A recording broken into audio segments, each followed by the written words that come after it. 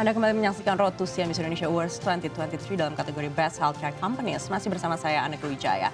Kita lanjutkan diskusi dan masih bersama kami di studio CMS Indonesia, Presiden Direktur Mandaya Hospital Group, Dr. Ben Widaya. Ya, Dr. Ben, tadi kita sudah berbincang terkait dengan teknologi dan bagaimana menangani pasien di Mandaya. Lalu bagaimana rumah sakit juga melibatkan pasien dan keluarga dalam pengambilan keputusan, terutama untuk pasien kanker dan juga kanker payudara. Iya. Jadi melibatkan pasien itu menurut saya suatu hal yang sangat krusial dan penting dalam penanganan kanker. Karena kebanyakan penanganan kanker itu tidak mudah. Untuk pasien itu mungkin hidupnya hancur, kadang-kadang mereka cerita, dan akan merubah hidupnya selamanya. Prosesnya juga panjang dan sangat kompleks. Jadi di Mandaya itu kami berusaha untuk selalu melibatkan pasien dan keluarga, pertama dari segi komunikasi dan edukasi. Di Mandaya kita ada yang namanya Cancer Coordinator dan juga Patient Navigator. Cancer Coordinator itu bertugas untuk membantu pasien dari awal mereka datang ke Mandaya.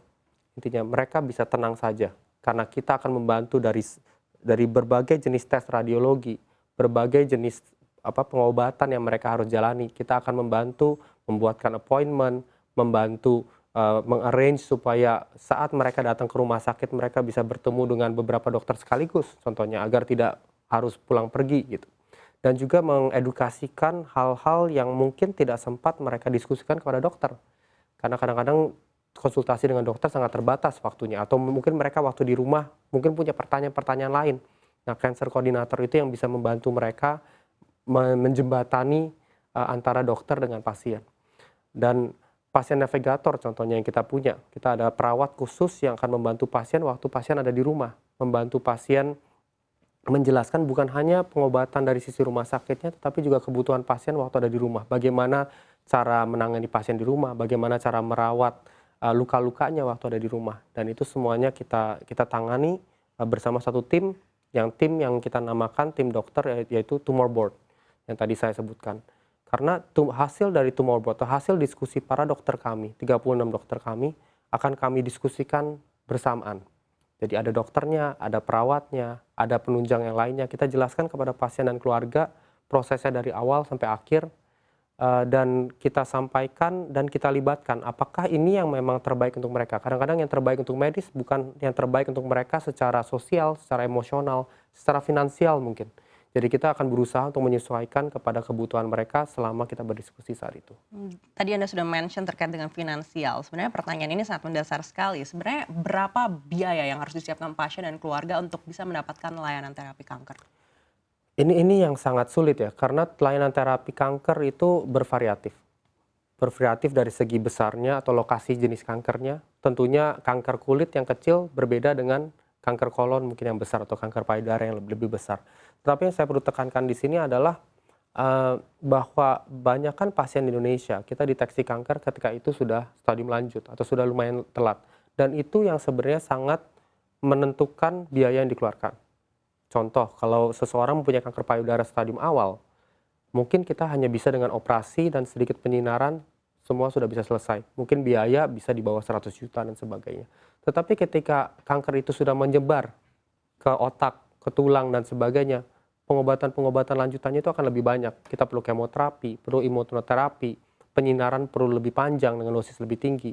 Maka dari itu yang mungkin saya ingin himbau para pasien atau teman-teman di rumah adalah jangan lupa untuk mendeteksi dini.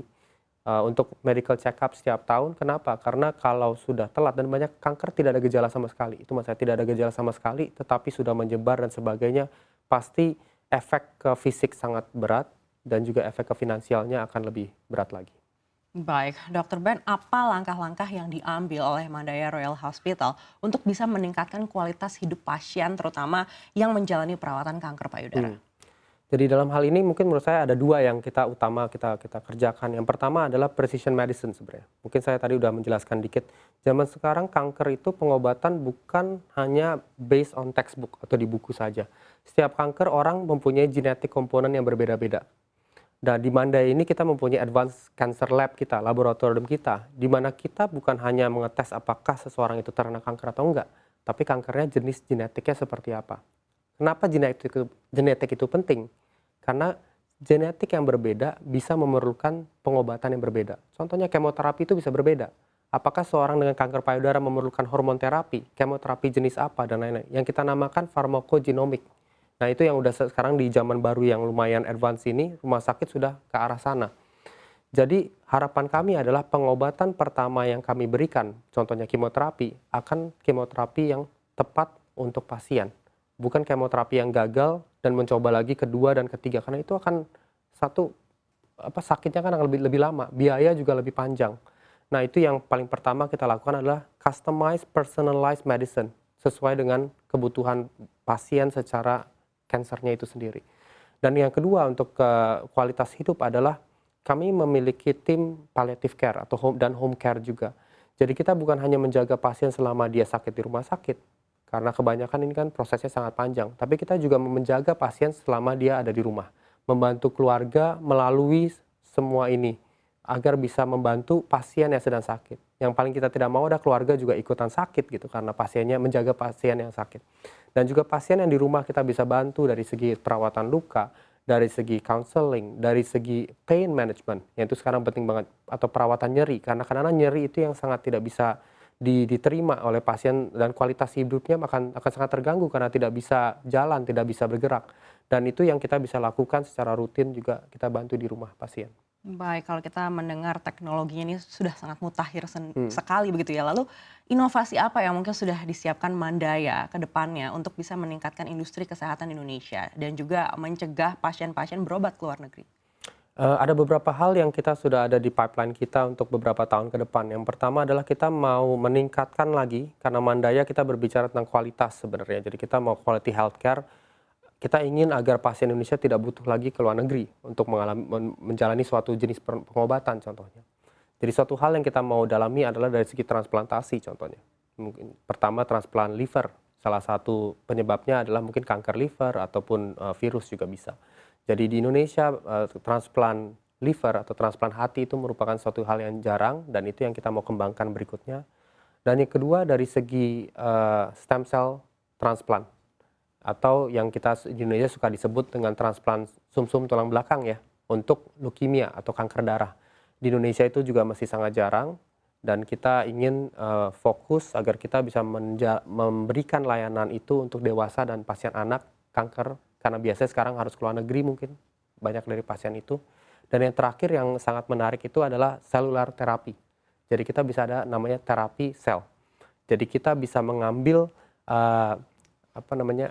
sel dari darah, komponen darah sebenarnya bukan darah dari pasien, dan kita bisa memanipulasi dari sel itu agar sebenarnya bisa menyerang sel-sel kanker kita. Salah satunya sering disebut CAR-T yang sekarang sangat lagi berkembang. Mungkin di Indonesia ini juga belum ada dan kami ingin ingin memfokuskan diri untuk benar-benar berinvestasi karena ini tidak murah ya. Karena ini mesti dalam bentuk penelitian berbasis pelayanan. Tapi kita ingin memberikan suatu hari kesempatan untuk pasien Indonesia bisa menjalani tindakan ini di Indonesia sendiri. Baik, sangat menarik. Kita harapkan semuanya bisa terwujud untuk bisa meningkatkan juga industri kesehatan di Indonesia. Sekali lagi terima kasih Presiden Direktur Mandaya Hospital Group Dr. Ben Widaya sudah hadir di studio CNBC Indonesia kali ini.